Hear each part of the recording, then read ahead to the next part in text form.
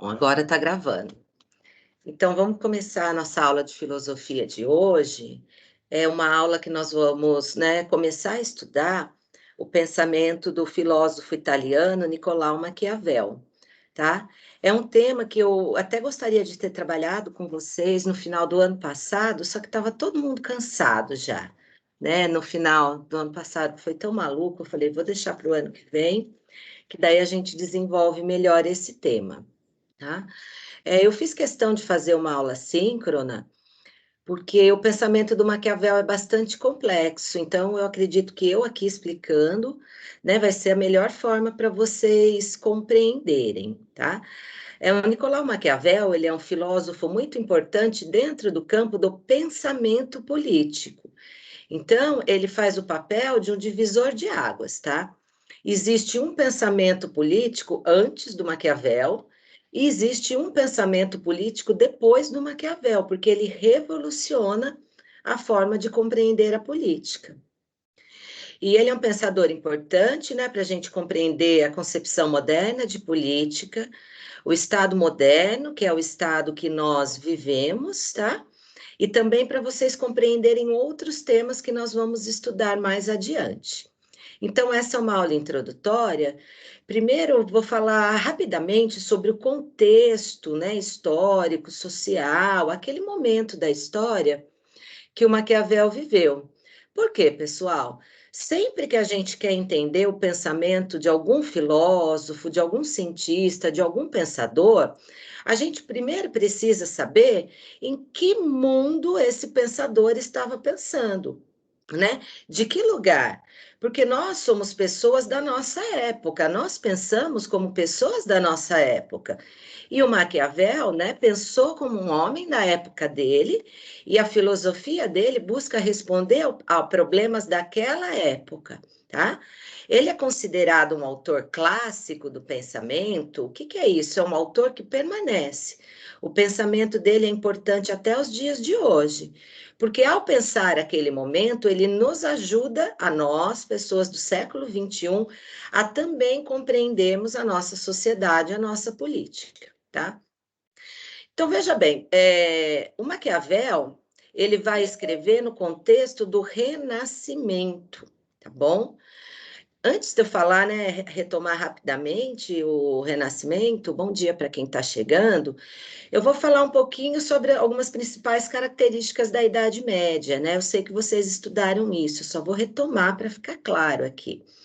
Então, na Idade Média, né, havia um comando, um monopólio da Igreja Católica sobre a política, a filosofia e o pensamento em geral.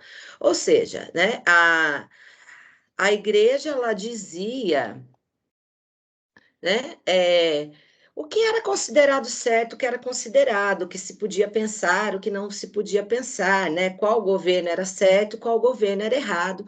Essa foi uma das principais características da Idade Média, né? Da Igreja deter esse monopólio, só ela era autorizada a dizer o que pensar, lá na Europa, né? Então, dentro do... Tem mais gente chegando.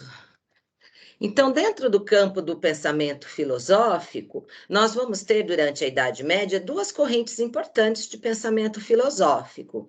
Uma delas é a patrística, não é a patrícia, tá, gente? É a patrística, que foi uma corrente formada pelo Santo Agostinho, e a outra corrente filosófica, que era a escolástica, que ela foi formada por São Tomás de Aquino.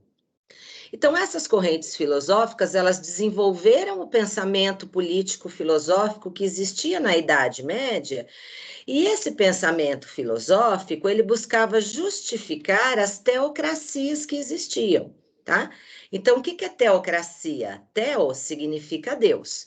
Cracia significa governo, né? Seria um governo baseado na ideia de Deus. A teocracia nada mais é que um governo onde há uma união, né, indissolúvel entre um poder religioso e o poder político. O poder religioso que comandava na época, na Idade Média, era o poder religioso da Igreja Católica. Ou seja, naquela época, em todos os campos da vida, a fé era considerada o maior critério de verdade. E a razão estava subordinada à fé. De tanto que as filosofias estavam subordinadas, né, à fé, à moral cristã e católica, tá? Com isso, eu não estou fazendo crítica a nenhuma religião, né? Só trazendo como aquele contexto estava configurado, tá bom? É importante a gente entender isso. No campo da política, então, isso dentro do pensamento filosófico. No campo da política, o que, que havia na Idade Média? Né? Uma forte ligação, ou mesmo uma subordinação da política à moral cristã, e da política aos ditames da Igreja Católica, tá? Então, de acordo com as ideias que figuravam na época, o rei ele deveria ter as virtudes cristãs, tá bom? E, ou seja, essa ligação entre, né, a política e a igreja, ela foi uma forma de justificar e manter a organização social da época. Foi uma forma de justificar a maneira como a sociedade era organizada. E ela era organizada de acordo com uma hierarquia entre os nobres e os plebeus. Então, os nobres eram considerados superiores aos plebeus, não tinha essa ideia de que os homens são iguais, os homens nascem iguais, não. Os homens nascem diferentes, os nobres são diferentes, eles são superiores aos plebeus, e essa hierarquia era visto como fruto da vontade divina. Então, ela era inquestionável. Então, essa maneira de ver as coisas ajudava a justificar e a manter a desigualdade social que existia na Idade Média. Então, por exemplo, a filosofia política de Santo Agostinho, ela vai trazer a ideia de que o rei era a cabeça do corpo político. Então, existia um corpo político, um corpo igual ao nosso, tá? O rei era a cabeça que comandava todo o corpo político, os nobres estavam um pouco abaixo do rei, garantiam o funcionamento do corpo político, e os plebeus estavam abaixo, e tudo isso era organizado de acordo com uma hierarquia que era visto como harmônica, que se combinava, que se ajudava, né, para realizar o reino de Deus na Terra. Bom, obviamente na prática não era nada disso, né? Se a gente pensa que o rei ele era né, ele era visto como representante direto de Deus, desde que ele fosse ungido pelo Papa, né? Que fique bem claro, quando os reis começaram a romper com o Papa, eles já não eram mais vistos como representantes diretos de Deus, né? E o que vigorava na época? Na época, né, não vigorava os reis, né, os nobres, eles não tinham aquela moralidade cristã, aquele modelo de virtude. Nas palavras dizia-se que era assim, mas na prática, a política da Idade Média, ela era extremamente sanguinária, pessoal, conhecida como política palaciana. Era muito comum um membro de determinada família real matar toda a família para ele governar, para ele ser o rei. E matava assim, né? Matava às vezes a família inteira envenenada durante o jantar, né? Então havia-se todo um discurso de moralidade para fundamentar a política, mas na prática as coisas não eram bem assim, tá? E vejam bem, o Renascimento, né? Acredito que vocês já estudaram também Renascimento, né, amores? Amoras? Estudaram? Bom, não sei. Bom dia, vocês estão aí, gente? Quando eu estava na escola, eu estudei, mas Ainda não, aqui no IF? acho que não. Tá, eu vou colocar algumas características importantes, porque o Renascimento, ele é um movimento filosófico, cultural, que vem questionar essa ordem que estava estabelecida na Idade Média, essa ordem que eu acabei de apresentar para vocês, tá bom? Então, renascimento, né, de renascer. Renascer o quê? Renascer um pensamento mais humano, focado no homem. Os filósofos, os pensadores, os artistas renascentistas, eles vão buscar o quê? Eles vão buscar inspiração na Grécia Antiga. Então, esse movimento, que ele vai durar um século, um pouco mais, ele vai trazer muitas transformações, tá bom? Tanto na ciência como no pensamento de forma geral, vai trazer transformação nas artes e também na política, tá bom? Então, o Renascimento, ele vem fazer uma revolução no pensamento, porque na Idade Média, a ideia de Deus, é lógico que a ideia de Deus, que era a ideia que vigorava na época que a Igreja Católica defendia naquela época, ela estava no centro da arte, então a arte era a arte sacra, era o barroco, né? Ela estava no centro do pensamento científico que se tinha na época. Então, na época da Idade Média, existia o geocentrismo. O que é isso? Era um modelo científico que dizia que a Terra era o centro do sistema onde a gente vive, né? O Sol, os outros planetas, a Lua giravam em torno da Terra, porque Deus criou o homem à sua imagem e semelhança, então a Terra era mais importante. Tá? O que o Renascimento? O Renascimento vem combater essas ideias, né?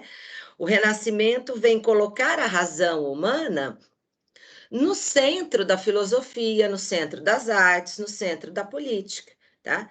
Então, para vocês terem uma ideia, na ciência, o Renascimento ele vai ser as bases para que surja a ciência moderna, que é a ciência que nós estudamos hoje, né? A física, a química que vocês estudam na escola, que depois nasceram as ciências sociais também, tá? Então, veja bem, né, a partir do Renascimento vai surgir, por exemplo, um novo modelo para enxergar, o modelo heliocêntrico, que é o modelo que a ciência moderna desenvolve e que nós sabemos que é verdade, porque a ciência provou que não é a Terra que está no centro, né? Aqui, quem está no centro é o Sol, e a Terra é mais um dos planetas que gira em torno do Sol. Ela não tem nada de especial, né? Ela pode ser especial para a gente, porque a gente vive nela, mas sem o Sol não haveria vida. Então, o Renascimento, ele vem trazer esse tipo de transformação, tá bom? E além disso, e dentro do pensamento político, que é o que interessa mais propriamente a gente agora, tá? O Renascimento, ele vem afirmar uma autonomia da política. Eu já vou explicar o que é isso. Então, o que é importante vocês saberem agora? O autor que nós começamos a estudar, o Nicolau Maquiavel, ele é um filósofo renascentista. Então, ele é um homem da sua época que vai pensar com a cabeça que os filósofos renascentistas pensaram. Então, ele vai estar questionando aquela ordem de existência e de pensamento que existia na Idade Média, e ele vai estar trazendo novidades, ele vai realizar rupturas. Ele é um pensador que vai ajudar a fundar a concepção moderna de política, a que existe no mundo moderno e no mundo contemporâneo, que é o mundo que nós vivemos, tá? Que é a concepção que surge a partir da ruptura com o pensamento da Idade Média e do próprio fim da Idade Média, tá? Então, a filosofia política do Maquiavel, ela vem dizer que tem que haver, né, uma separação entre religião e política. A religião é um campo, a política é outro. A política tem que ter autonomia, né? Não que a religião não possa existir, só que assim, cada um no seu quadrado, tá bom? E o Maquiavel, ele vai buscar explicar a política por ela mesma. Ele é o primeiro filósofo na história que vai fazer isso. Ele não vai buscar nenhum elemento fora da política para compreender ela. Então, por isso que ele é um pensador importante. Por isso que ele é um divisor de águas dentro do pensamento político, tá? Ele funda a filosofia e a ciência política moderna, e ele é um pensador importantíssimo para compreender o Estado moderno, tá bom? Isso que eu coloquei para vocês do contexto, que eu falei um pouco sobre a Idade Média, um pouco sobre o Renascimento, tá dando para entender? Isso faz sentido? Eu estou perguntando para saber se eu posso seguir adiante. Dá um feedback aí para mim, meninas.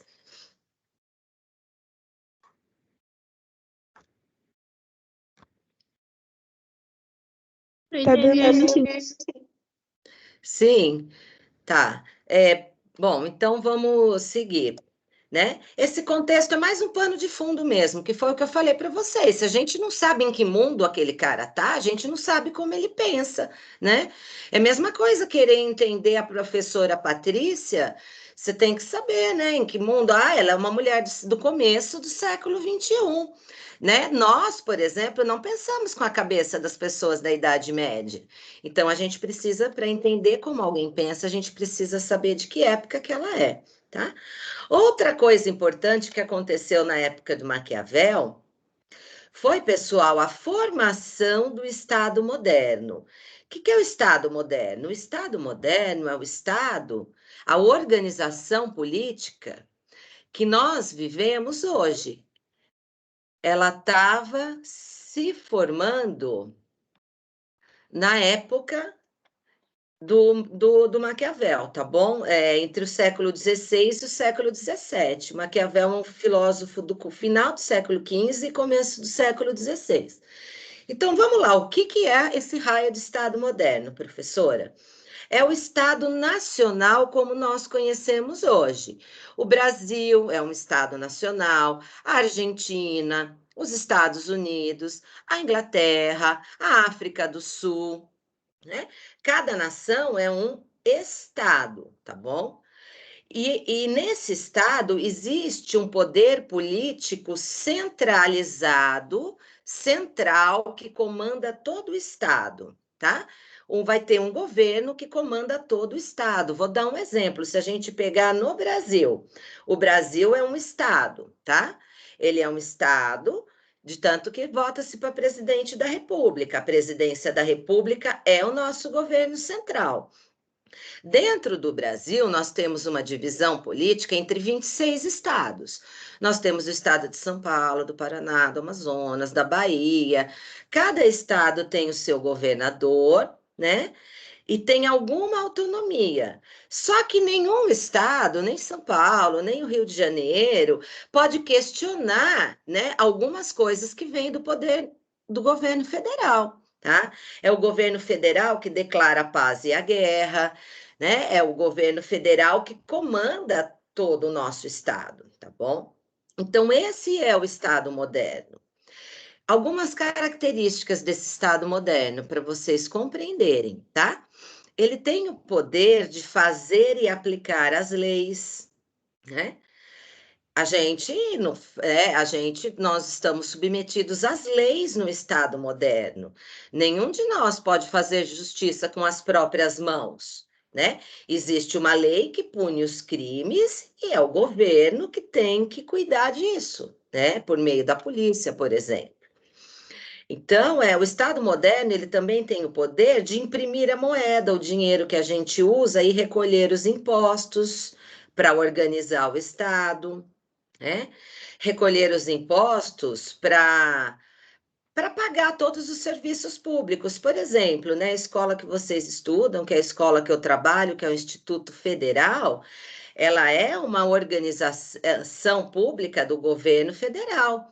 É o governo federal, esse poder central do Brasil, que organiza e que mantém com o dinheiro dos impostos o Instituto Federal, tá bom? Esse poder central, né, do governo, ele também, isso é importante, ele detém o monopólio legítimo da força ou da violência. O que é isso, professora? Traduz. Vou traduzir. Monopólio. Monopólio é só alguém que manda. Então, o governo, ele tem um monopólio, é só ele que pode usar a força para garantir o próprio governo e a vida das pessoas. O que é isso? O governo, ele tem o poder da polícia, ele tem o poder do exército, é ele que comanda a polícia, o exército, tá? E se algum crime é cometido, a polícia, o exército que tem que estar ali presente, né, para prender quem tem que ser prendido, depois tem o Poder Judiciário que vai julgar. Só o Estado tem autorização perante a lei para usar essa força física, né? Isso não quer dizer que é só o Estado que usa. Ah, professora, só o Estado usa a força física, né? Então, os bandidos não coagem, não matam, às vezes, as pessoas para roubar. Fazem isso, é lógico que fazem isso. Só que não é legal isso, não é permitido pela lei, né?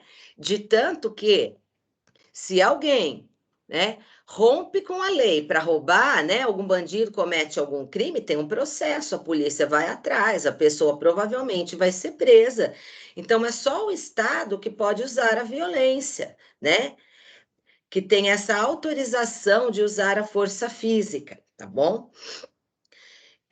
Enfim, essas são algumas das características do Estado moderno. Depois eu vou disponibilizar algum material escrito, vou ver algum slide que eu preparei, vou reorganizar isso para deixar lá para vocês poderem estudar também. Conseguiram entender um pouco o que é o Estado moderno a partir dessa fala que eu fiz agora? Faz sentido para vocês? Faz, professora. Faz, então tá bom.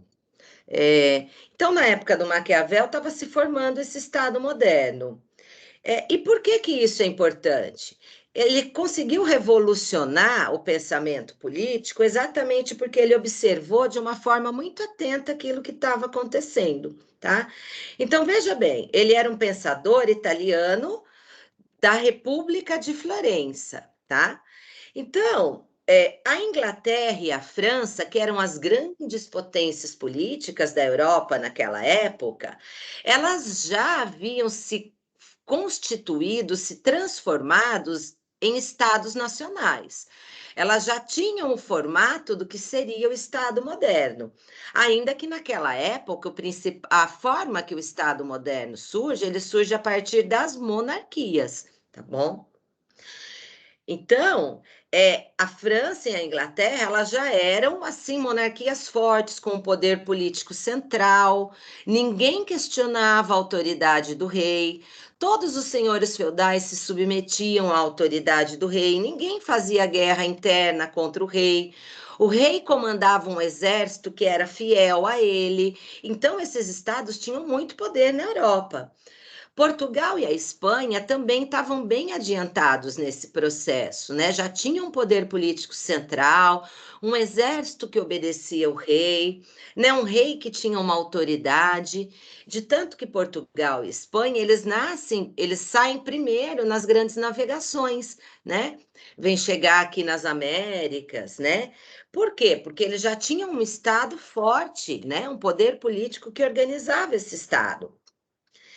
E a Itália de Maquiavel não, tá? Ela estava totalmente dividida ainda entre vários pequenos estadinhos, só que não tinha um poder central inquestionável que comandava todas aquelas pequenas localidades, tá? Eu vou compartilhar aqui rapidinho a tela com vocês para mostrar o mapa da Itália na época de Maquiavel.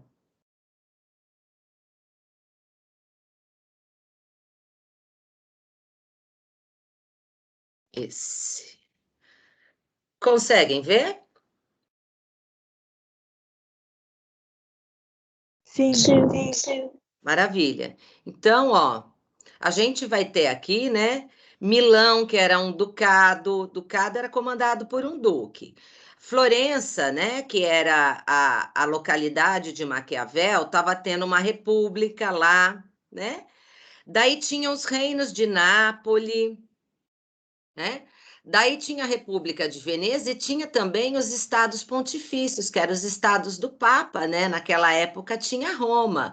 Porque vejam bem, todo esse território que hoje a gente conhece como a Itália, que é unificado sobre o governo italiano, né?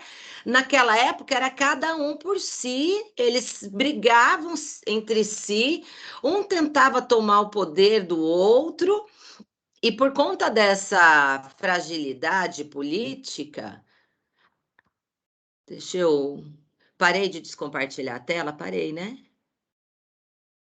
Acho que parei. Sim.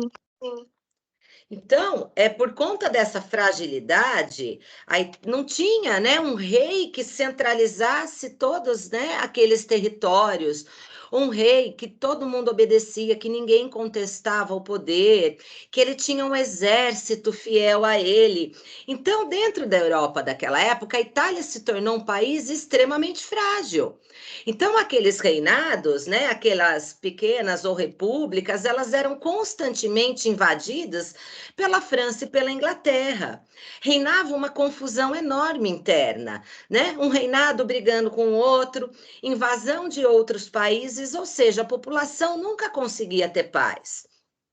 Porque uma das principais funções do Estado moderno é garantir alguma estabilidade para os seus cidadãos, é garantir a vida das pessoas, né?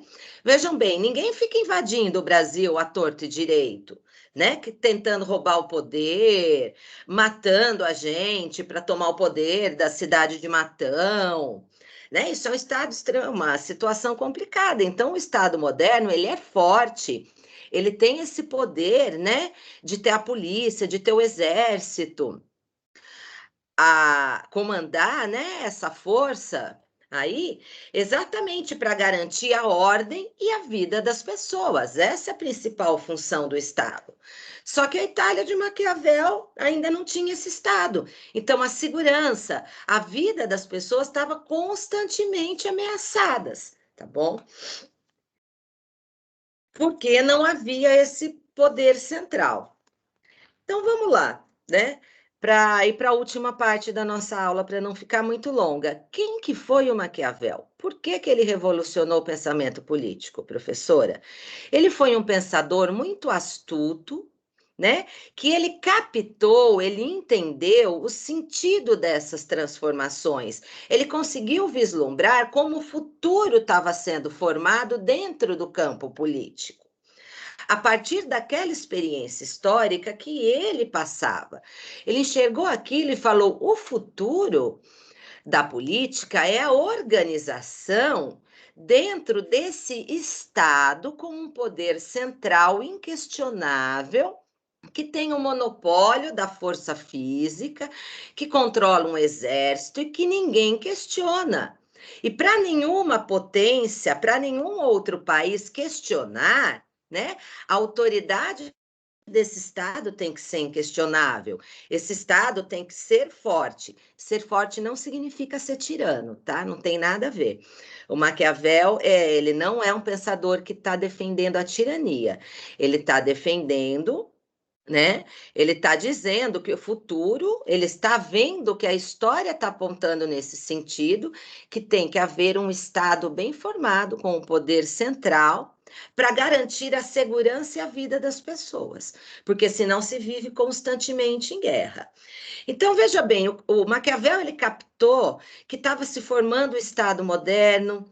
Naquela época, já estava tendo um renascimento das cidades, a burguesia, né, que vai ser a classe dominante do futuro, ela começa a se formar também. Na época de Maquiavel, a Idade Média começa a entrar em crise e o mundo moderno, que é o mundo capitalista, começa a se formar. Ele percebe tudo isso. Então, por isso que ele é o pensador político que inaugura a ciência política moderna. Por quê, pessoal? No pensamento político moderno, a política é algo que se desenvolve dentro do Estado, tá? Então, o que é fazer política? Fazer política é lutar, fazer acordos para conseguir chegar ao poder do Estado ou influenciar no poder do Estado, tá?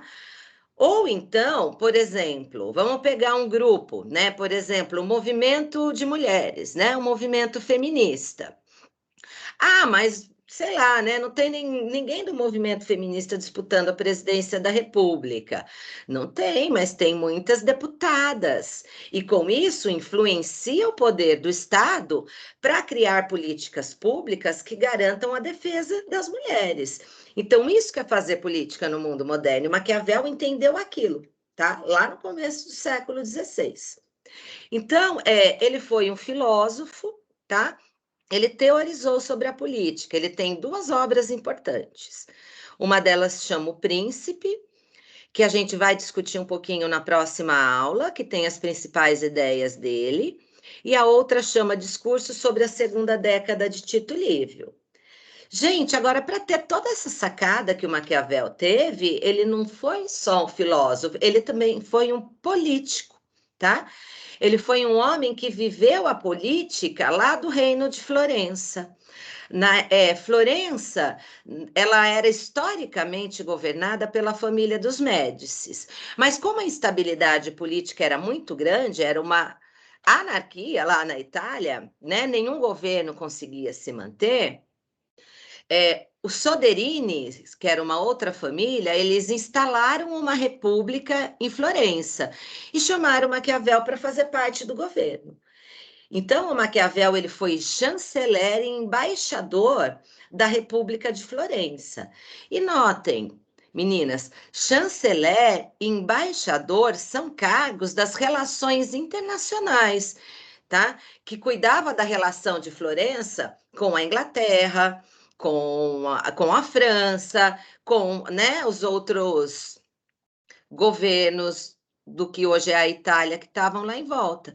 Inclusive, o Maquiavel ele foi embaixador na França durante 2 anos, e daí estando lá num estado já estabelecido como poder centralizado e forte, né, que garantia a unidade da França. A França não ficava sendo invadida, a França era uma potência.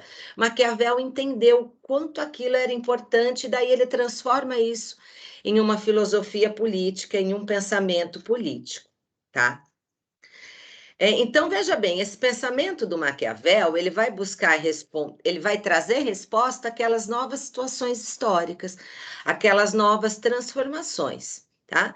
Então, vamos lá, o último argumento da aula de hoje. Daí ele vai causar uma reviravolta, tá? O pensamento dele vai afirmar uma autonomia da política, como eu já falei para vocês, né? Autonomia, um campo específico para a política. Ele vai falar: olha, é preciso compreender a política em si mesma. Ela tem uma lógica própria, que é diferente da lógica da religião, que é diferente da lógica da ética particular, da ética pessoal. A política é um campo diferente, tá? Ela é obra dos seres humanos. A política não é obra da natureza, a política não é obra de Deus.